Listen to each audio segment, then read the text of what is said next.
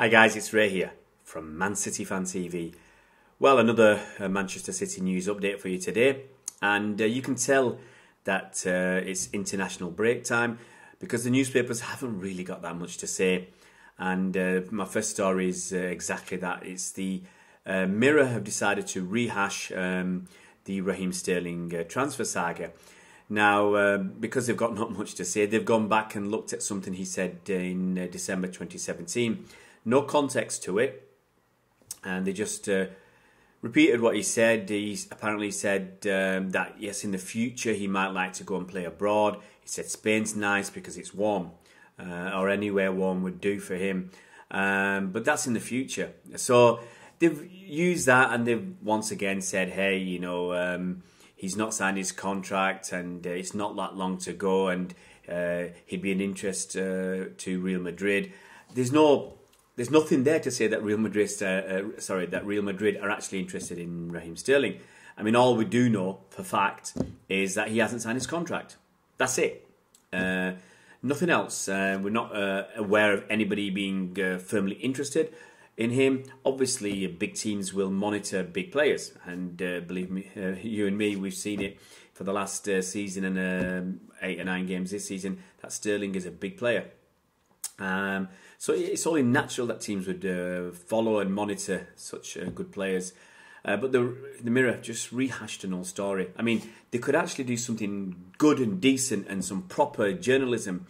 I'll give you an example. For instance, Darren Lewis, that champion of the downtrodden black manager, he could come out and say something about what his paper and other papers and other media outlets have done about Raheem Sterling in the past, and the way they've vilified him and bullied him and castigated him. It'd be great if Darren Lewis from the Mirror would actually come out and talk about this instead of skirting the subject. When I've talked to him, tried to on Twitter, he doesn't want to reply. He said he's done made countless comments or articles about Raheem Sterling. Haven't seen them. About this particular issue, haven't seen any of them. So Darren, if you're ever going to watch this video, here's your chance, mate. You know, show us where the tweets are. Show us the articles that you've done, that you've written in support of Raheem Sterling and against the media that have decided to make him this bête noire, this hate figure, this public enemy #1 for the last couple of years. I'd love to see your articles, Darren. I'd love to see them, and your tweets and anything you've done on social media, anything out there digitally or in print. Please, be my guest and contact me, contact the channel, and we'd love to see them. Now that would be a decent story rather than rehashing this, quite frankly, boring and not even lukewarm story about Sterling wanting to go to Real Madrid. Next story, in a similar vein. I've read in some places that Tottenham are interested in a January bid for Tanguy Ndombele from Lyon. Now, we had our reporter from Lyon, Eddie Hassine, I can get his name right, Eddie Hassine, and he told us back at the end of September that to buy Tanguy Ndombele, a club would have to offer at least 70 million euros. I think he said 70 to 75 million euros. Those were his figures, and lo and behold, about 10 days later or whatever, a week later, it was in the British press that clubs would have to pay 70 million for Tanguy's services. I'm not saying it might just be a coincidence that the UK press, the British press, have cottoned on to that figure. I don't know where they've got it from. I mean, I can't believe they're watching our videos and what Eddie Hassine has got to say. I just can't believe it. Maybe it's just a coincidence.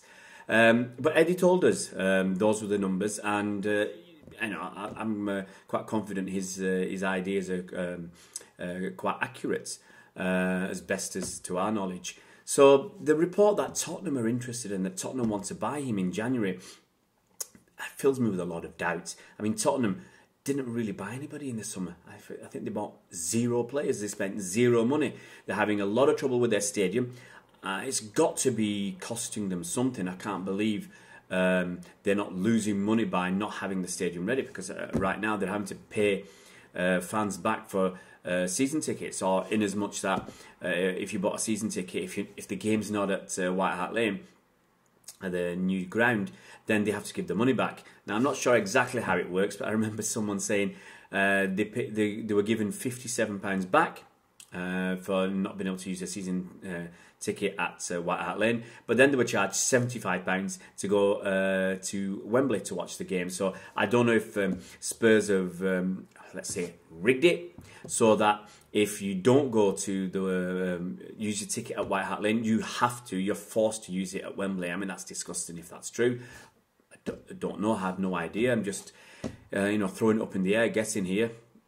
But the rumour that Spurs will be in for Tanguy Ndombele, I just can't believe it. I don't buy that. I mean, they didn't spend any money in the summer when you'd have thought they'd have needed one or two players. I thought they might be able to squeeze by. It's not always necessary to buy players because they're a young team, Spurs, and they've got young players who are going to progress and keep coming through. So as long as they improve every season, then it's not necessary to buy players every season. But I think all pundits and most fans agree that Spurs really did need one or two extra players in the summer, and they didn't buy anybody. So and I think the reasons were people, are guessing here, but I think the reasons were really down to money. They're spending so much money on the stadium, and then their finances are probably a little bit tighter than they would normally be, and they haven't got as much money to spend. So for them to come out and spend 70 million euros or pounds in January on Tanguy Ndombele, I just can't believe it. I just can't understand how that can be true if they couldn't spend any money in the summer.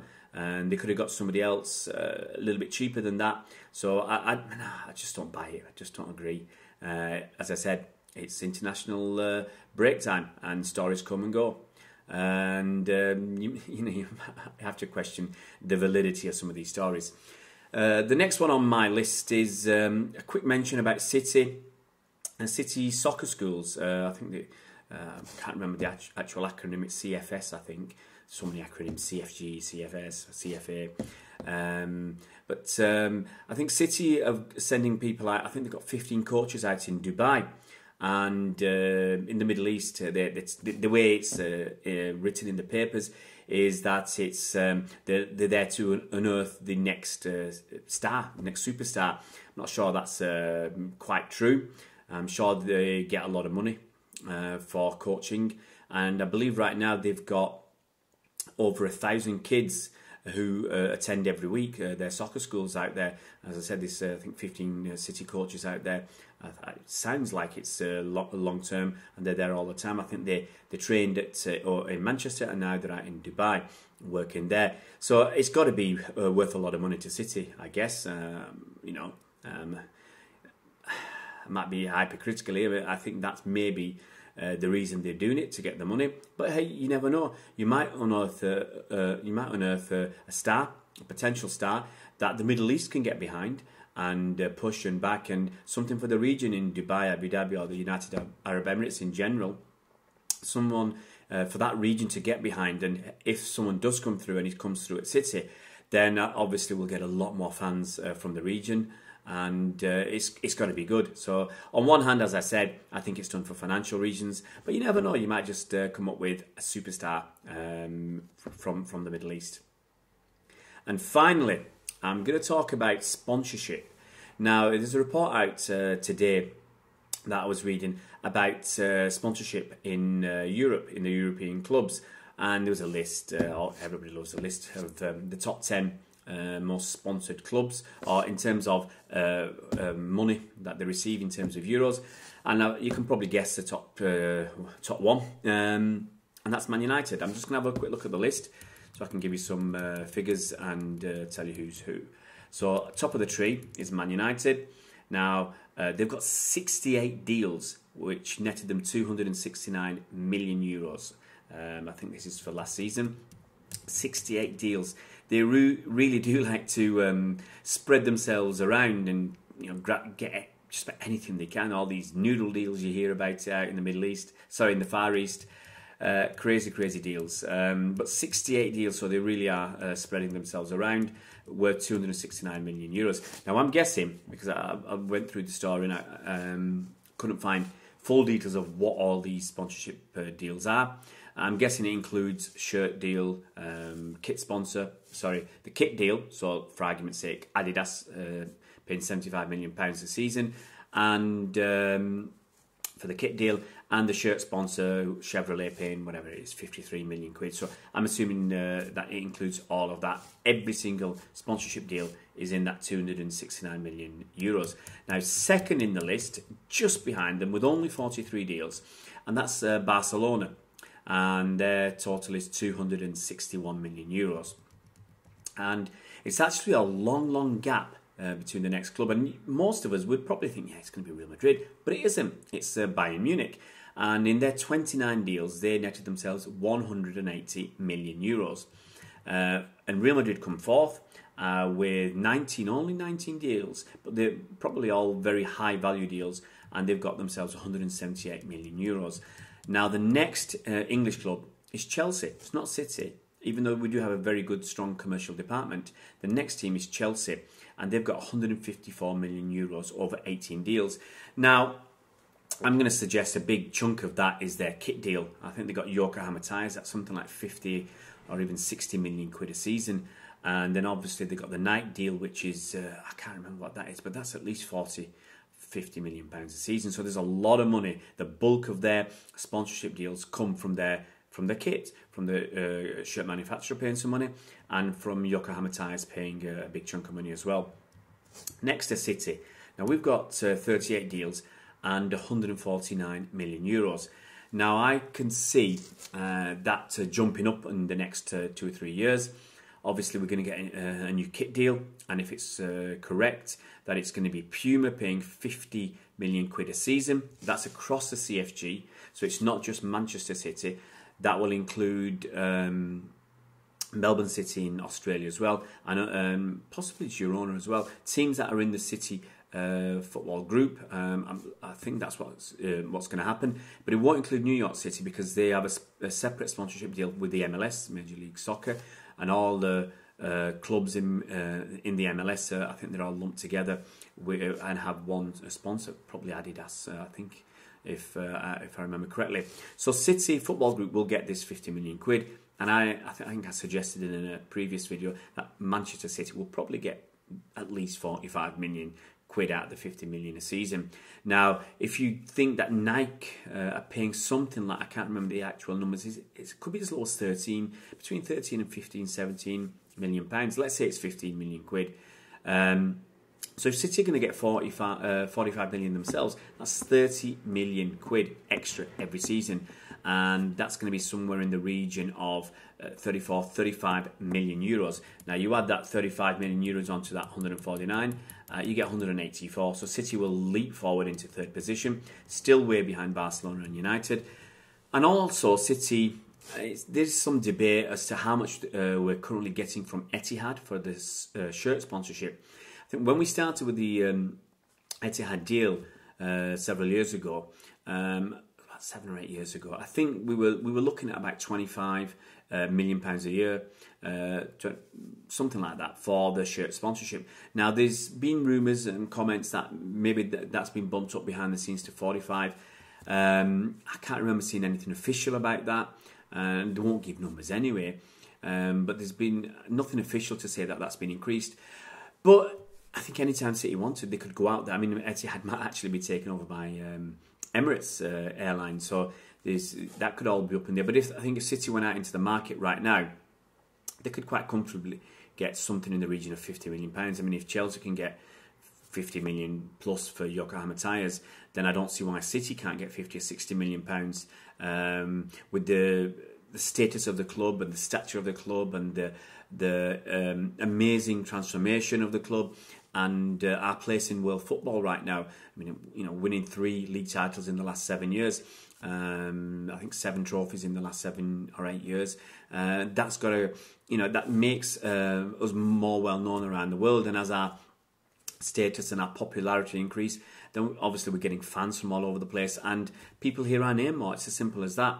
So I can see within the next couple of years, 2 or 3 years, our sponsorship income going well over 200 million euros, and we're still going to be well behind Man United and Barcelona, but we'll be someone like third in the list. Now, all this is, it is important at the end of the day. Money is important. It allows us to buy better players and put them on better contracts and retain our best players as well, and get managers like Pep Guardiola. I think we're paying him something like 20 million, 25 million a year. And to be able to pay that sort of money, we've got to get money in. And to meet financial fair play, we've got to get money in to cover all our costs. So, we have to look at the finances, and you have to consider where extra money will come in. So I think our sponsorship is going to just keep ramping up. I think City are still looking for more sponsors. United have got, 68? City have got 38. I can see City looking for another 10 or 15 sponsors around the world. But I can see them also being linked to the City Football Group.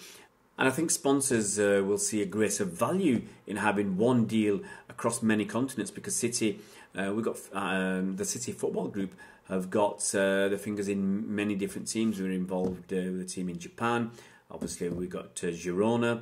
We've got Melbourne City in Australia. We've got New York City in North America. We're involved with Club Torque. I think it's Club Atletico Torque in Uruguay. And no doubt in the next 2 or 3 seasons, we're still looking at opportunities in China, in India, and elsewhere in the world. I can see us trying to get another club in Europe if it's possible. If UEFA don't ban or forbid us from doing that. So it's great for a sponsor. I think we did a similar deal with, I think it was Nissan recently, where that kind of went under the radar. That's a decent deal.